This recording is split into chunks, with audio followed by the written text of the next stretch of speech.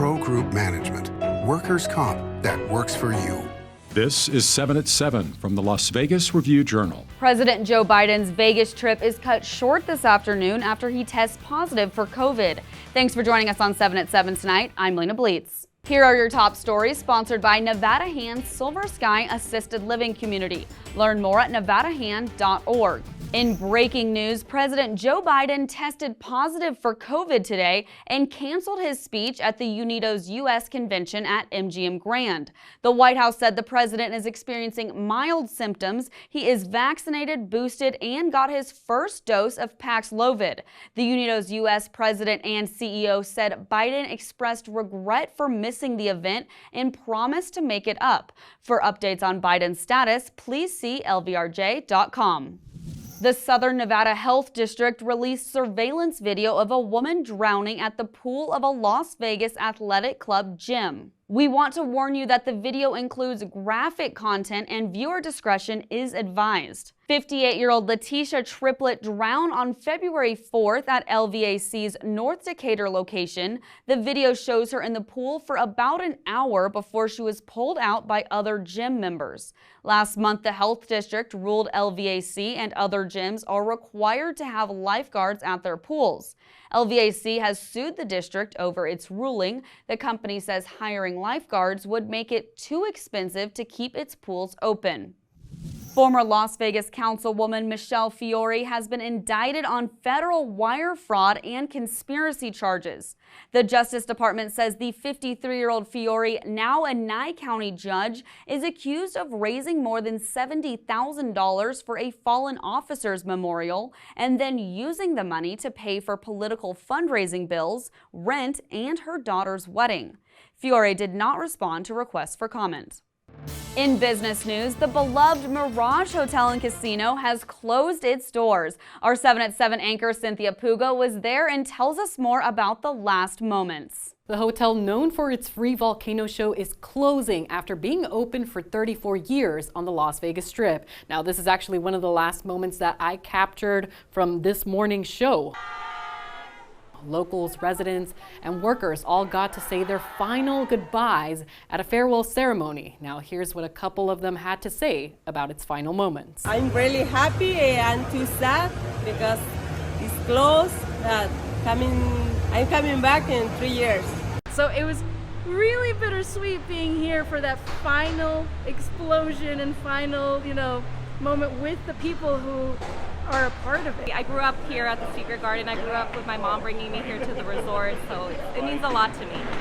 And the employers here are amazing, and I'm really going to miss everyone. For the Las Vegas Review-Journal, I'm Cynthia Puga. In weather, sponsored by Star Nursery, your garden's partner for every bloomin' thing. Tonight, we're looking at an overnight of 88 degrees, then a high of 107 tomorrow, and you could see a little rain with a 17% chance of precipitation. Then sunny and dry skies will round out the week and through the weekend. A high of 111 Friday, 113 Saturday, and 112 Sunday. Then on Monday, the rain clouds could return for the first few days of next week, with highs around 110. Lows for the rest of this week and next week will hover around the high 80s and low 90s. In lifestyle news, the famed Neon Museum is moving to the Las Vegas Arts District. The Bright attraction says it intends to nearly triple the size of its current location.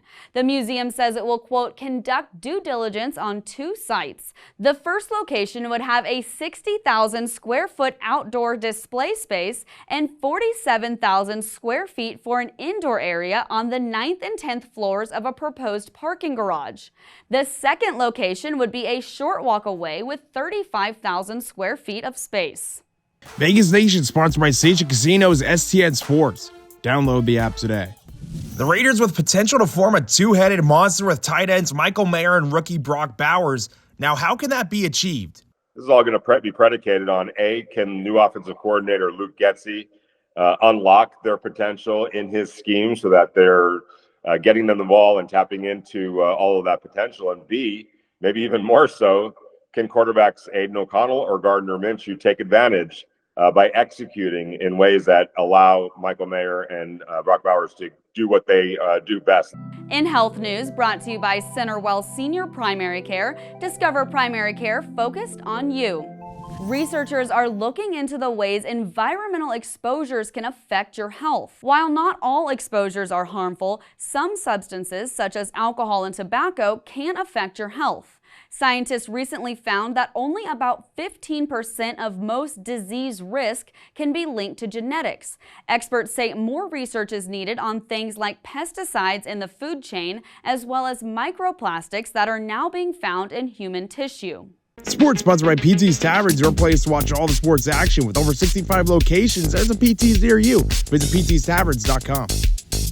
The WNBA inking a brand new lucrative media deal, an agreement with Disney, NBC, and Amazon worth $2.2 billion over the next 11 years is a huge step for the league. In comparison, the current WNBA media deal is valued at $50 million a year. This new deal will be worth around $200 million a season, eclipsing the previous mark by a mile. Sports betting brought to you by Las Vegas Pipe, Tribal Smoke and Cigar Shop. The British Open tees off at 10:35 Pacific time tonight at Royal Troon in Scotland. Scotty Scheffler is a plus 550 favorite at the Westgate Superbook to win his third career major, and Rory McIlroy is a plus 850 second choice to win his first major in 10 years. PGA champion Xander Schauffele is a 12-1 third pick, followed by Las Vegas resident and former British Open champion Colin Morikawa at 14-1. Ludwig Aberg is 16-1, and U.S. Open champ Bryson DeChambeau is 18-1. Now for entertainment, sponsored by Arizona Charlie's, with live entertainment every weekend at both locations. Go to ArizonaCharlies.com to see who's playing.